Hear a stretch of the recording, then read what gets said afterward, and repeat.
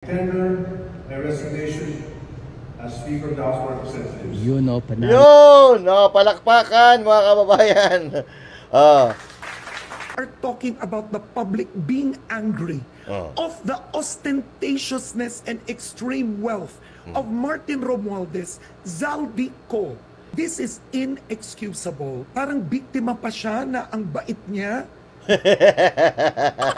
ano to? Isa na namang cover-up move? Palit lang ng mukha pero parehong bulok pa rin ang sistema? Mr. President, ano ba to? Kung seryoso ka talaga laban sa korupsyon, bakit hindi ka mag-file agad ng kaso laban sa mga tiwaling mambabatas? At eto na nga mga kababayan, Master Judea, nagbabalik na naman. Kumusta po kayo? Oo. At tayo ay nagbabalik para pag-usapan ang matitindi at malulupit na issue na nangyayari sa ating bayan. At eto na nga, Martin Romualdez na maalam na mga kababayan. Oo. Pero, Congressman Pulong Duterte may malupit na banat. Oy! Samantala, Karen Davila nagpanting ang tenga dahil si Romualdez ipinagtatanggol pa ng alipores niya. At eto ang matindi. Kiko Barsaga, inasar-asar ang grupo ni Martin. Pero kanina, hindi pinapasok si Kiko Barsaga doon sa meeting nila. Bakit natatakot sila kay Barsaga? Oh, so pag-uusapan natin lahat ng yan, mga kababayan, pagkatapos lang nito. Yan ang banateros, walang inuurungan. Pag tama palakpakan, pag mali ay babanatan. Yan ang banateros, boses ng ordinaryong Pilipino. Banateros ay walang makakaawan. At syempre, magandang araw Luzon, Visayas, Mindanao at sa mga kababayan nating OFW, mga immigrant sa iba't ibang panig ng mundo. Magandang araw po sa inyong lahat. Yan. At syempre, Master Judea nagbabalik at bago tayo magsimula, huwag kakalimutan na mag-like, mag-share at mag-subscribe sa ating channel at mag-comment at mag-share ng ating mga video. Yan. Okay. So eto umpisa na po natin mga kababayan. Ang tanong natin una asa na ba yung mga tagapagtanggol ni Tamba? Sayang yung bayan, di ba? Wala silang nagawa. Di ba?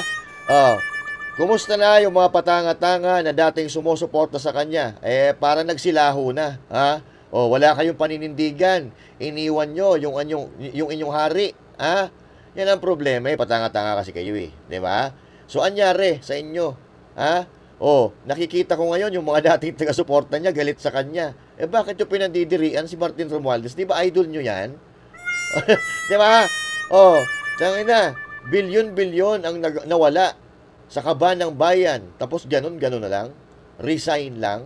Pustahan tayo, hindi mapapanagot yan, pustahan tayo. Hindi pa nanagutin yan ni Marcos Jr. Sino makikipagpustahan sa inyo? Hindi mapapanagot, hindi makukulong yan hanggang si Marcos Jr. ang presidente, mga kapatid. At kanina, idinaos na po idinaos na po ang huling habilin ni Martin. Sino? At alam mo hanggang ngayon, mga kababayan, ayaw pa rin umamin, hugas kamay pa rin talaga Pakinggan nyo po yung mga sasabihin niya Ia-absuelto ito ng pinsan niya, sigurado tayo dyan. Pero, ang tanong, papayag ba ang mga Pilipino dito? Di ba? Kasi, kung pagbabasihan natin yung mga salita niya, mga kababayan, alam natin, nag-usap sila ng presidente kagabi, nag-usap din sila ng mga party leaders kanina, di ba? At may nangyari na ng butuhan di ba? Nanonood ako ng butuhan kanina, puro OGD. So, ano nangyari? Wala man lang ibang kalaban. So, ito ay, mga kababayan, ito ay planado na naman. Planadong-planado. At nakakasiguro ako, ia-absuelto ito ng pinsan niya. Sige, pakinggan nyo ang sasabihin niya, mga kababayan, and at the same time, pakinggan nyo rin po ang mga side comment ni Kiko Barsaga.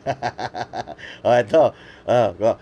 Lap trip ito si Kiko Barsaga Panoorin natin. And with deep gratitude for the trust and confidence you have afforded me. Bye-bye. Bye-bye. Di ba?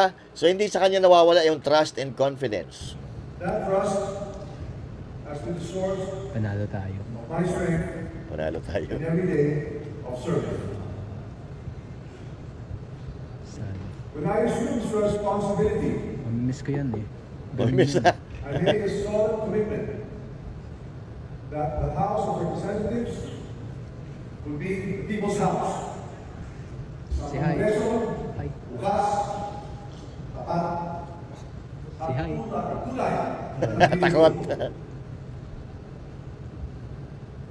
Yet leadership also demands that we confront the trials of the president. Pakinggan nyo yung mga comment ni Kiko Barsaga.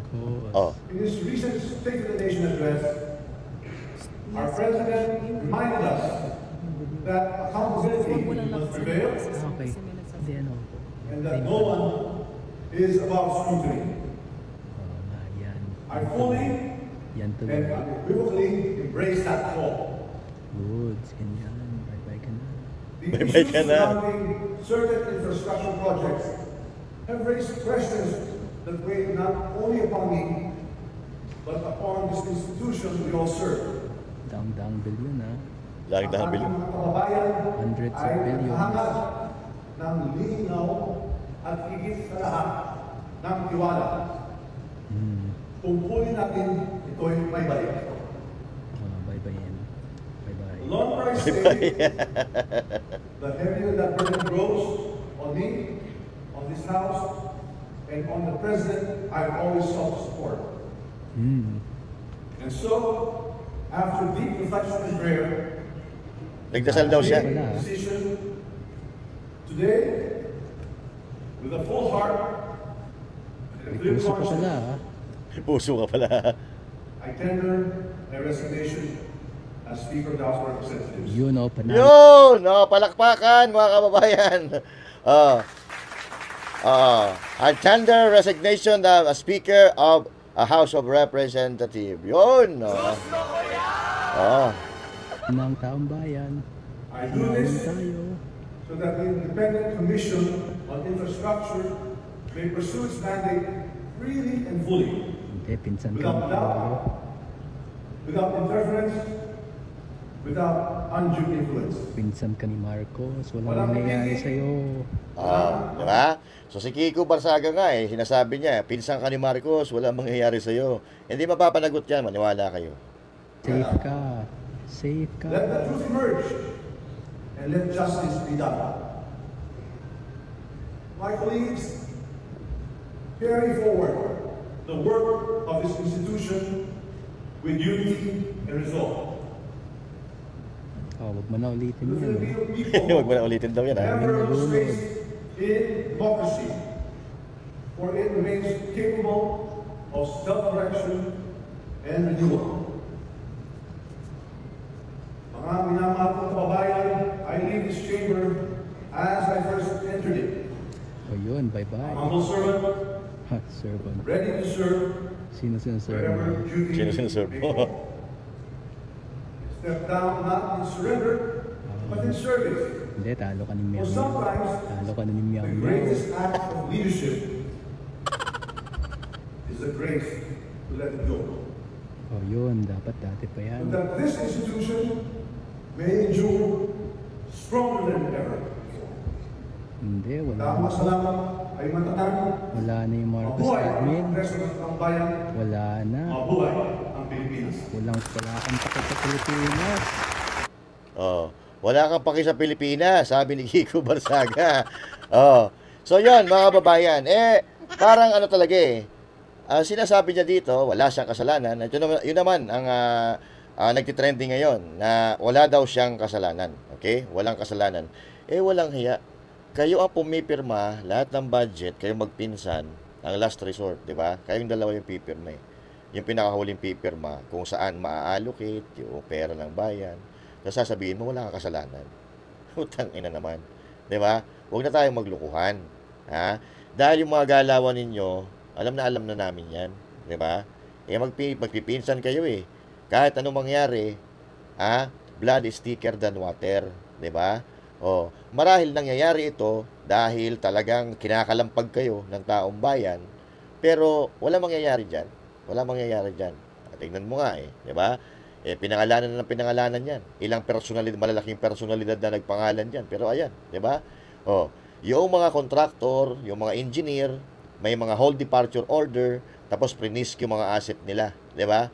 Pero wala ni isang congressman na nagawan ng ganun. Hindi pinipraise yung asset nila, wala silang hold departure order. Eh, putang ina, para tayo naglulukuhan dito.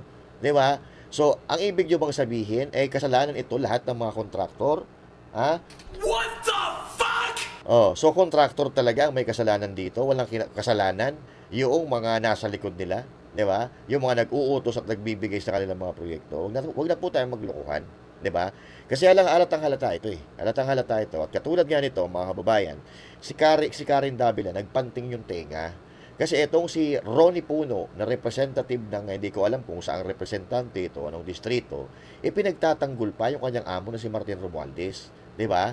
Lahat ng daliri ng mga Pilipino, pwera na lang doon sa patanga-tanga ng mga taga-supporter niya, nakaturo sa kanya. Pero itong mga aliporis niya, ay talagang may lakas ng loob at kapal na mukha pa talaga na ipagtanggol siya. So ito, panoorin niyo po kung paano nag-init ng tenga ni Karen Davila. An attack is made on the administration, and he is the target. He allows it to happen because, So, para bagang kawawa naman si Martin. Ina-attack ang administrasyon. At ang target si Martin Romualdez. Pukin ang inan nyo. Ang target ninyo mga Duterte. Nagkataon lang na mga hindi naniniwala sa inyo mga Pilipino. Kayo ang nananarget. Yung mga Duterte at yung mga kaalyado ng mga Duterte. Alalahanin nyo, may impeachment nga kayo. Di ba? May impeachment kayo laban kay BP Sara Duterte at lahat kayo mga damuho kayo, nagsipirmahan kayo. So ngayon, aminin nyo niya, malungkot kayo. Kasi masusugpo na no? Hindi natin alam kung masusugpo yung pangangawat dyan. Kasi ang sabi nga ni Kong Pulong, same as useless Di ba? Inilipat lang daw Nagpalit lang ng pangalan pero ganun pa rin. So mamaya, titingnan natin ang banat ni Kong Pulong. Pero ito, mga kababayan, talagang wala Tinatarantado talaga nila ang taong bayan. Congressman, I mean, I understand you work with him, but I think we need to hold our leaders accountable. Yes. He is the Speaker of the House. The budget emanates from the House. There are talks of ostentatiousness and extreme wealth, private planes, supposedly more than 10 houses in Forbes Park. I'm sorry I have to bring this up, but to defend the Speaker that he's a victim in all this. So palpal ka, Puno. Walang hiya naman kasi. Halatang-halata yung mga galawan ninyo It's appalling to the Filipino people. At the end, he would not even explain the corruption in the budget that he allowed. That he allowed. The House passed it. Hindi he allowed. Oo. He did. Oo. Magkakasabwat sila Congressman, in the end, we are talking about the public being angry of the ostentatiousness and extreme wealth of Martin Romualdez, Zaldico. This is not a time of the wealth you and I have seen in past administrations. Galit na tayo nun kay GMA, kay ERAP, etc. This is a whole other level of alleged corruption. Yeah. This is the levels of Nepal. Correct. That kind of anger, which I hope not, but at the end of the day, when you hear about homes abroad, I mean, Congressman, it's very difficult to defend Martin who was in power unless he submits his salin. He explains. Stepping aside, I don't think is enough for the Filipino people. I mean, stepping aside or pagre-resign is not enough to the Filipino people. Kailangang managot siya. But then again, so long as si Marcos Jr. na nakaupo dyan, hindi nyo mapapanagot dyan. Huwag na tayo magbulahan dito. It's not personal to me. I'm not angry at him personally, but as a leader, this is inexcusable. Parang biktima pa siya na ang bait niya. What the fuck? Kaya narinig nyo pa, narinig nyo di ba kanina, yung mga pinagsasabi niya, parang biktima pa siya, kaya niya ginagawa ito dahil mahal niya ang Pilipinas. Ginagawa ko ito para hindi maapektuhan ang investigasyon laban sa akin. Huwag nang ina nyo. Huwag nyo kami pinaglululoko, hoy. Huwag nyo kami pinaglululoko. Oo. Gusto niyang tumabi? Oo. Hindi, Ano? Busal sa lang uso ni ano no? Ni Puno no. So ito mga kababayan, matagal na tayong pinapaalalahanan ni Pangulong Duterte dati, ni VP Sara Duterte. Hindi tayo naniniwala wala tayong kadala-dala Hindi tayo naniniwala. Kami naniniwala, ako personally naniniwala ako 'di ba? Sa sinabi ni Pangulong Duterte, kaya nga hindi kami nagmarkus Sa sinabi ni Inday Sara Duterte, 'di ba? Regarding dito sa mga corruption dati. Tapos eto ngayon si Pulong Duterte na malinis ang track record. Nagsasalita ngayon. Hindi ko nasa inyo na 'yan kung paniniwalaan nyo o hindi. Pero sa pag-oobserba natin sa mga nagdaang panahon, wala tayong narinig na kasinungalingan mula sa mga Duterte. Well, in fact, lahat ng sinasabi nila na nangyayari. Magmula kay PRRD, kay Baste Duterte, kay VP Sara Duterte, kay Pulong Duterte, nangyayari yung kanilang mga sinasabi. So ito, meron na naman banat si Pulong Duterte dito sa pagpapalit ng leadership dyan sa Kamara, mga kababayan, na kahit batang paslit, alam ang nangyayari. Biruin mo kanina, nagbobotohan, wala kang marinig na ibang pangalan, 'di ba? So paano nangyari na magbobotohan tayo pero walang ibang pangalan na involved, 'di ba? Puro BOGD. Hindi ko na nga tinapos na pinanood Kaya ito, may banat si Kong Pulong. Basahin po natin. Statement of Representative Paulo Duterte. This is today, Wednesday, September 17, 2025. Ngayon, pinalitan si Martin Romualdez. Tapos si Representative Faustino BOGD daw ang ipapalit. Sino ang pumili? Walang iba kundi si Sandro Marcos. Party mate sa Partido Federal, anak mismo ng Pangulo. Ano to? Isa na namang cover-up move? Palit lang ng mukha pero parehong bulok pa rin ang sistema? Mr. President, ano ba to? Kung seryoso ka talaga laban sa korupsyon, bakit hindi ka mag-file agad ng kaso laban sa mga tiwaling mambabatas? Hindi matatapos ang korupsyon sa iyak-iyak at bulahan lang. Patunayan naman natin, hindi lang ito puro salita. At huwag naman nating sabihin sa halos 4 na taon bilang Pangulo, wala ka man lang alam sa korupsyon sa Kongreso. Nandyan mismo ang anak mo bilang majority leader. Hindi ba siya nagsusumbong sa'yo? Huwag nyo naman ipalabas na lahat ng kalokohan, wala kang naririnig at wala kang nakita. I call on the DPWH to come out with the comprehensive list of projects in all districts nang magkaalaman na. Tama na ang panloloko. Tigilan ang palabas. Kung gusto nyong respetuhin po kayo ng tao, harap-harapan yung labanan ang korupsyon. Walang sacred cows, walang cover-ups, walang atik-atik. Kung hindi nyo kayang linisin ang sarili nyo, mas mabuti pa, umuwi na lang tayong lahat. Di ba? Real talk to, mga kababayan. Kasi, bakit mo ipapalit? Ganun din naman. Kasama nyo din naman sa partido. Diba? Dapat nagkaroon ng boses ang ibang mga kongresista kung sino ang gusto nila. Diba? Bakit yung pangalan na ibinoboto nila ay iisa lang? So, tandaan po natin, nagkaroon sila kanina ng closed door meeting na ang mga nandun ay mga party leaders lang. So, ano na pag-usapan nila? Pagkatapos ng meeting, nagkaroon ng botohan, puro OGD ang lumalabas sa kanilang mga bunganga. So, talagang ito ay planado. Planado, bakit? To cover their asses. Kunyari, tinanggal si Romualdez, papalitan ng Speaker of the House.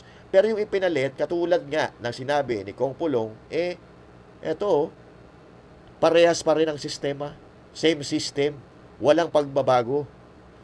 At ang sabi ko nga sa inyo kanina, mga kababayan, na hanggat si Marcos Jr., ang presidente ng Pilipinas, wala tayong aasahang pagbabago. Yung pagbabago, nandito lang yan sa nguso niya. Bagong Pilipinas. Anong nagbago sa bagong Pilipinas? Maayos-ayos na nung kay President Duterte, nakakapaglakad na tayo ng maayos ng ating gabi. Nakakauwi tayo ng madaling araw. Ngayon, takot na naman ang mamamayang Pilipino. 'Di ba? Ano nangyayari? Eto nga, talamak ang korupsyon. Ano ang bagong Pilipinas dito? Ano ang bago? Bagong katiwalian? Bagong kriminal? Bagong drogista? Puro bago.